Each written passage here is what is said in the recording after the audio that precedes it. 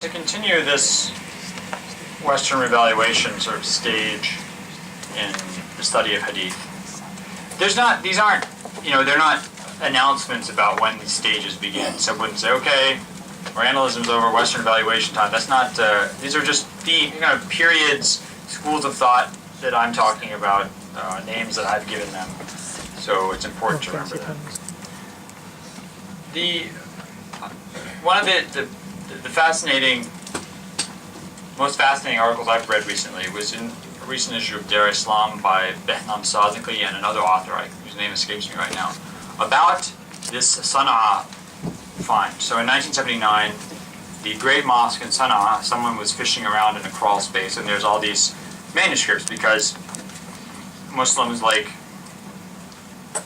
medieval Jews, didn't think you could throw away. You don't throw paper with writing onto a garbage dump, which is where garbage went. Garbage went to a dump. You can't just throw paper there. You have to do something else with it. You burn it or something. And sometimes they would just stuff it in crawl spaces. And they found this stash of manuscripts, and apparently some of them were very early, fragments of the Quran from the early 700s. And one page was interesting because it's a palimpsest. What that means is something was written and then erased or obscured, and then something else was written on top of it. Because remember, parchment is expensive, and so you reuse it. You can wipe off the ink and reuse it. So there was a palimpsest of Quran writing of the Quran, and using different infrared lights and things like that. A group of German scholars, and this was really since the late 90s, had been announcing this, that they had discovered evidence that suggested that the Quranic text had developed over time. I remember in the late, I think it was 1998 or 1999, this article, the Atlantic Monthly, came out and had this image of a microscope kind of a magnifying glass cutting into the Quran, Scholars are investigating what the Quran really says. It's about every 6 or 8 months. You're sort of, okay, it's about time now, and cue the article that comes out in Wall Street Journal. A group of scholars have come across a new manuscript find. It suggests, that Islam might not have always been the way it is. Okay, here we go again. Just like this movie, you're just like, another discovery made. And nothing ever came out. These German scholars weren't ever producing this evidence. And eventually, two professors did do a study of this. They dated this piece of paper actually to a very early period, between 640, 670 probably. So that's most Uthmanic Quran period and before. And then they looked at the texts that had been reconstructed using this ultraviolet light or whatever is used to read these things. And surprise, surprise, it's pretty much the same as other Quranic texts. There are some differences, but the differences are the same as the differences between the different 7 or 10 readings. The differences, if you read this book, by Professor al-Azami, you'll find, and there's a newer edition too, which is very interesting. It's an excellent book, I really recommend it. He talks about the differences between the Uthmanic copies of the Quran. There's slight differences. There's a wow, there's a and or not an and. And do this or just do this. Not a big deal. So the differences are the same as between Uthmanic Musahif, between the existing readings of the Quran, the 7 or 10 widespread and widely accepted versions. And basically that this was all a bunch of, much to do about nothing in a sense. And what's interesting is that they argue that this page, this palimpsest page, is actually a non-Uthmanic Mus'haf page. So this is from one of the Mus'hafs that either predates or survives the purge of the Mus'hafs after Uthman promulgated the Quran around 650. And even this version is not different, really. So the whole, it's a bunch of drama and there's no reason. That's the conclusion. All a bunch of noise with no basis. Yes? There was the undertext, which is based on it. The overtext, the superior text is the funny. Yeah, but the undertext is what we're talking about. Yeah. The stuff that has to be reconstructed through various lights.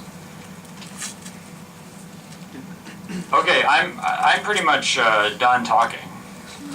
That was the crux, sadly. But the crux will be in my enlightening comments, inshallah. Yes, your I question? did have a question about the Mosque approach.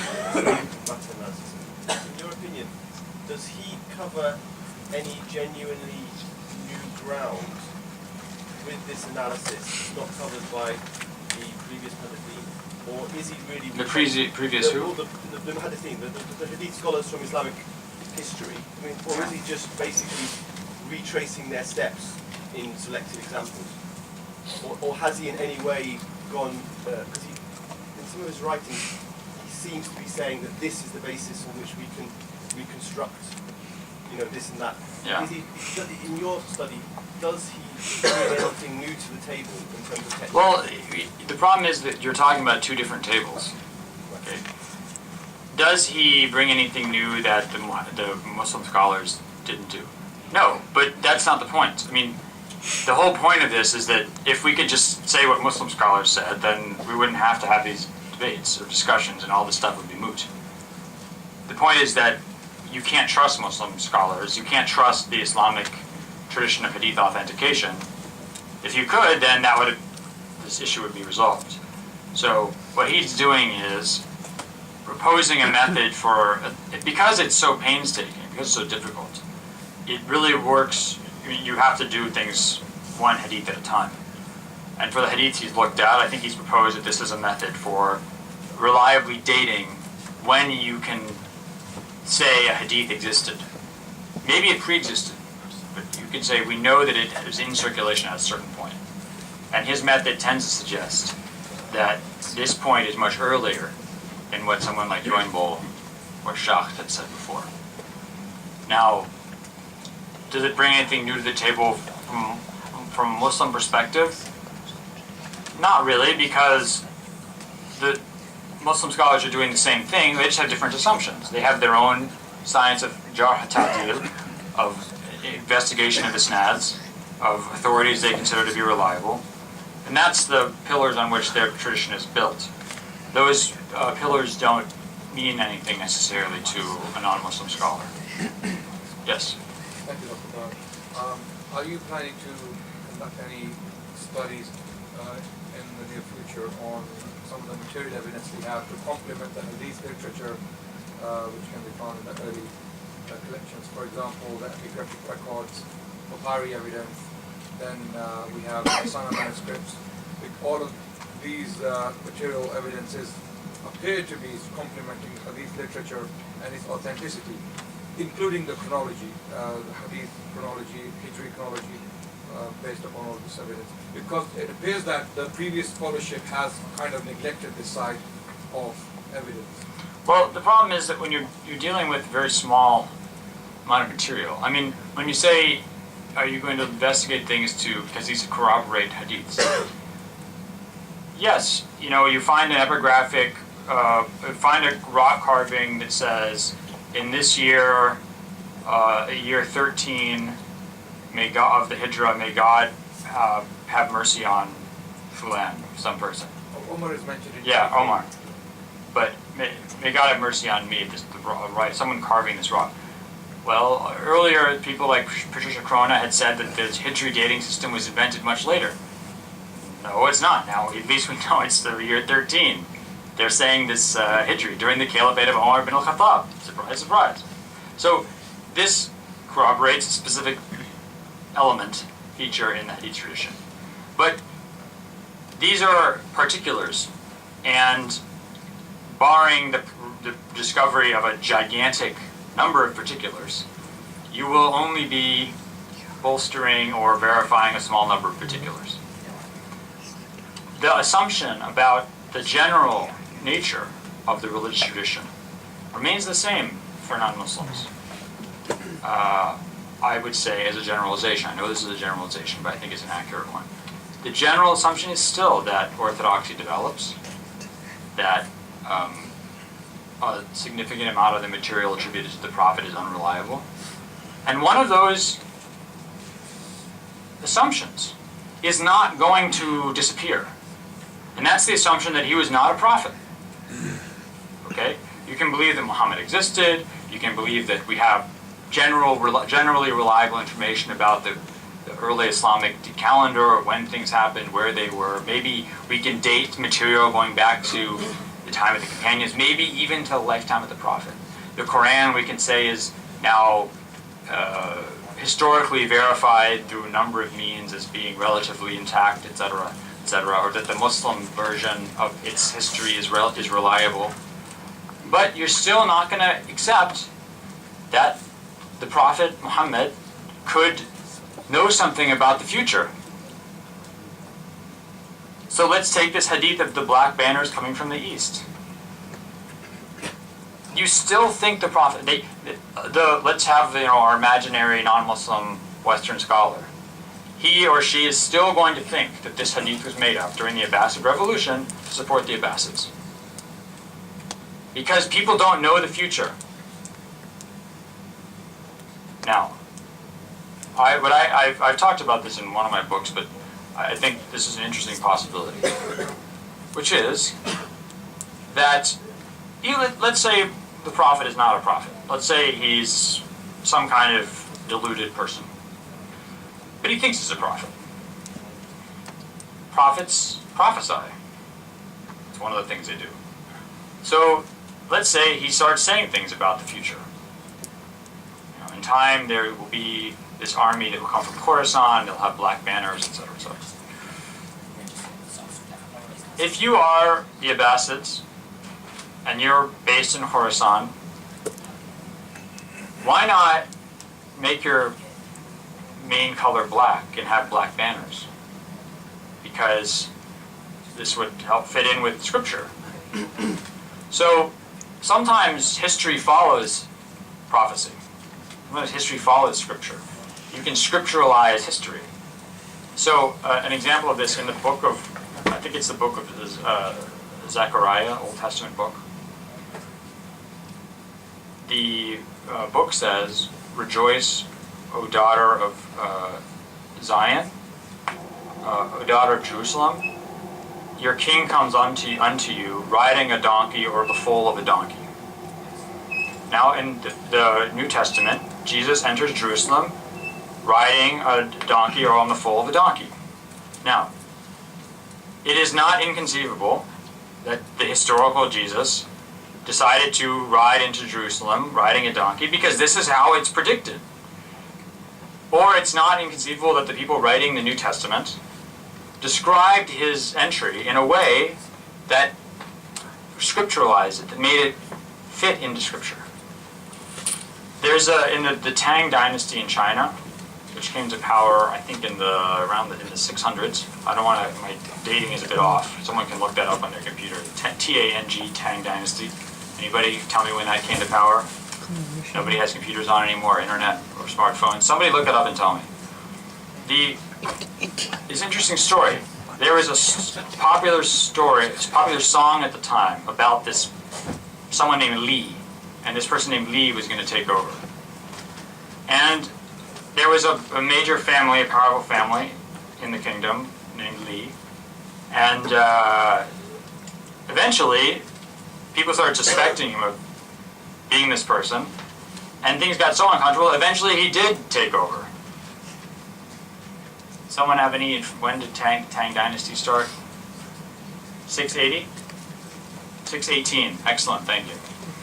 So, this is looking back in history at this, a historian would say, this story was concocted, this popular song, was concocted later on to try, by the Tang Dynasty, to argue that people had been calling for them to take power. But that's actually the opposite. So sometimes people follow prophecy or popular songs. History can be inverted. This is an important thing to consider. So might be a way in which sometimes someone who acts like a prophet might accurately know the future, because the future follows what he said. Yes. Firstly, to start with the presentation, I wanted to ask something more specific. Recently there's been a discussion about the age of Aisha, and I wanted to ask the question, given the acceptance of the hadith being authentic, can a Muslim adequately believe that the age of Aisha was 9 when she married, without contradiction? Or does... What do you mean without contradiction? To say that there may be another hadith from a different source that may contradict the age, or does the study of the hadith entirety lead to sort of agnostic position on her age? You seem agitated about this. Yes. What is your agitation? Why are you so uncomfortable? I'm not so uncomfortable about it, but some people are. What makes you uncomfortable? No, I'm not uncomfortable about it. What makes... The age of Aisha and a lot of married scholars. Why? What makes you uncomfortable? In the context of now, and then as you're marrying a young girl, If I sort of put my view, they'll consider it I think the question is more to do with later sources such as Ibn Hisham and Tabari and Tabaqat ibn Sa'ad. They have reports which appear to identify a different age. Tabari says she was 9 when... Tabari has a very interesting quote. No one ever cites it. Tabari says they signed the marriage, they did the marriage contract when she was 6, but she was young. كانت صغيرة على الجماع. She was too young to have sex, and so they waited, and then they consummated the marriage later. So this is I've looked at all the evidence on these other arguments of how she was older. I don't find it convincing at all. I mean, it's really, I understand people why they're making that argument, but I think their arguments are very weak. You know that she shahadat Badr, and that she witnessed the Battle of Badr, and that Ibn Omar wasn't allowed to go to participate in battle until he was 15, so she must be at least 15. But that's like saying that in order to go to a Manchester United game, that's a soccer team here, correct? Okay. What's a London version? Chelsea. Arsenal or something. In order to go to an Arsenal game, you have to fulfill the physical requirements of the athletes in the game, which is utter nonsense because she didn't participate in the battle, obviously. My question wasn't an ethical question. No, yeah. I was asking more from the science of hadith. The science of hadith is that Aisha says the Prophet consummated the marriage with me when I was 9 years old. That's what the hadith says. There's an authentic hadith in Bukhari.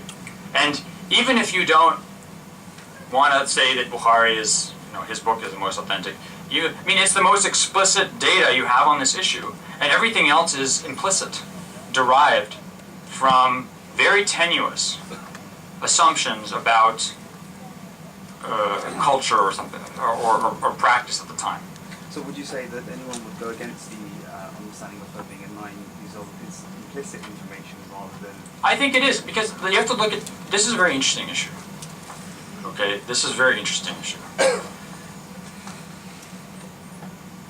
Non-Muslims, from the life in the community of the Prophet in Medina, from his opponents in Mecca, to John of Damascus, died 749 in his polemics against Islam, to Matthew of Paris in the 1100s, to Voltaire, to Gibbon, to this Chanson de Roland, to anybody who wants to insult the Prophet. They had tons of information. They were looking for anything they could use to insult the Prophet. And his sex life was target numero uno. It's in the Quran, the issue of Zainab and Zayd.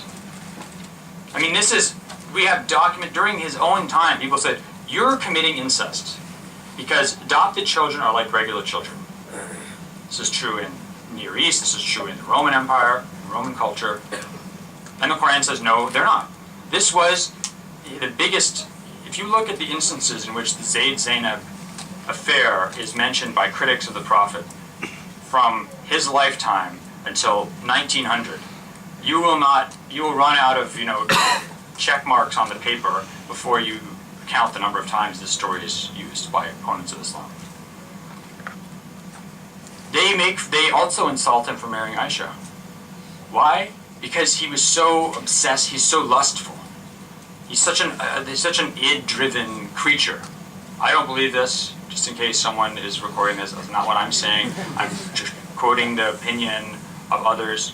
He's such an id-driven creature that he has this fantasy of Aisha, a dream about her, and he wants to marry her.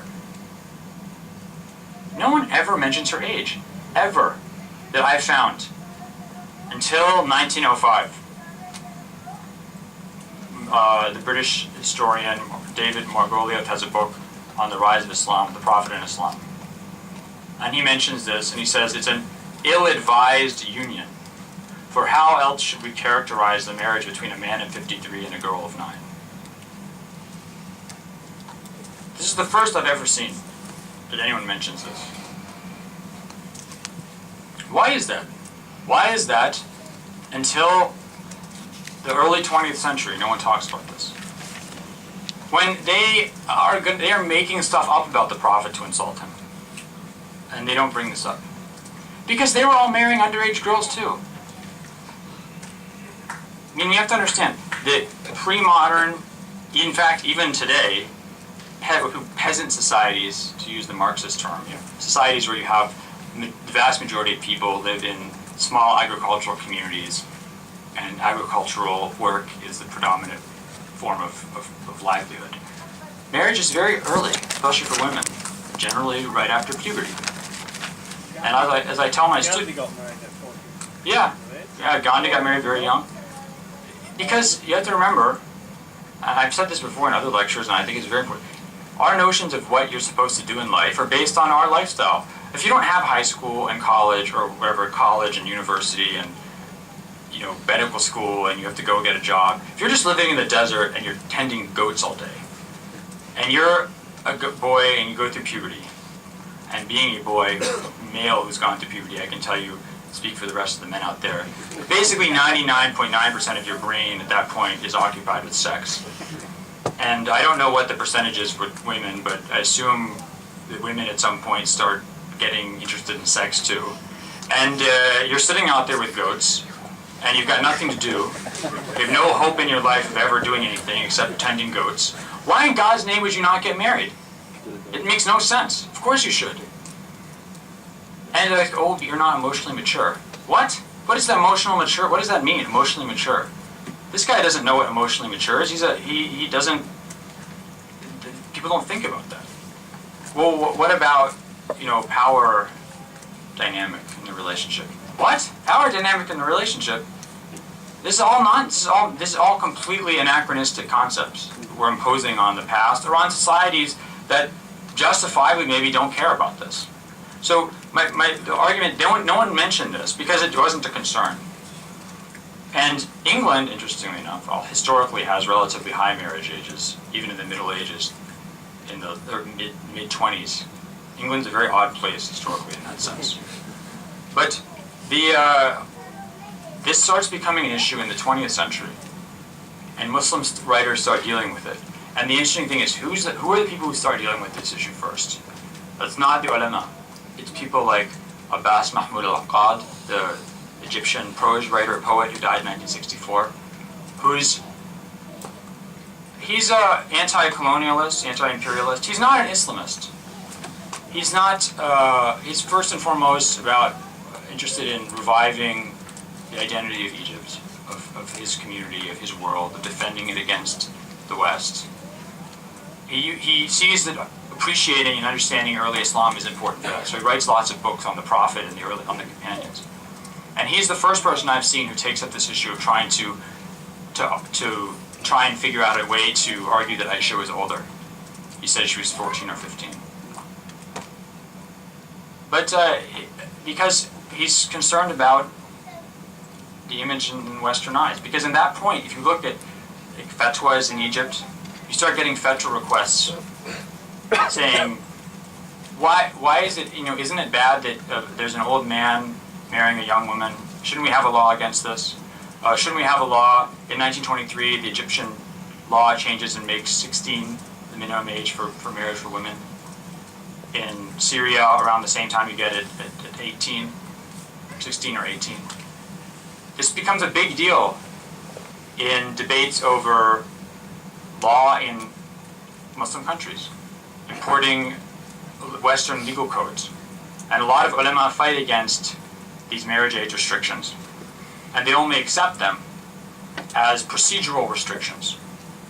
That they say a Sharia marriage is valid, with the agreement is valid at any age. The consummation should only take place when the woman is physically able to bear it, which is the traditional pre-modern Sharia rule. But the ruler, as the ruler, has the right to restrict procedurally what can be registered as a marriage. And you see scholars like Ali Tantawi in Syria, like Abdul Halim Mahmoud in Egypt, who defend the idea of making marriage age 16 or 18 because they feel this is actually a good way to promote social welfare. But you can't say, from a Sharia perspective, you cannot say that what the Prophet did was wrong, because the Prophet can't commit sins. That wasn't so much of an ethical question, but what about hadith that are deemed to be sahih, authentic, which do sometimes go against some ethical precepts that we hold? For example, what about the hadith that talks about the woman's deficiency in her thinking?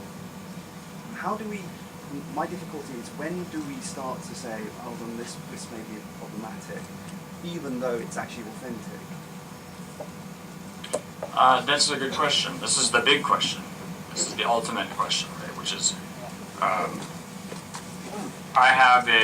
there's a hadith that seems to contradict what I think is reasonable, possible, or right. How do I deal with that? There's a couple of approaches. The sort of traditional Sunni approach would be that God and the Prophet know better on a moral issue. Another approach is also legitimately Islamic and Sunni and Shia. It would be, there are instances, for example, there's a hadith that says, Shahra Eid la yanqusan, in Sunan of Abu Dawud, that 2 months of festival are never short. But Eid and Dhul Hijjah, Ramadan and Dhul Hijjah. But we know that Ramadan and Dhul Hijjah is frequently not 30 days, sometimes they're 29 days. This hadith is on its face false.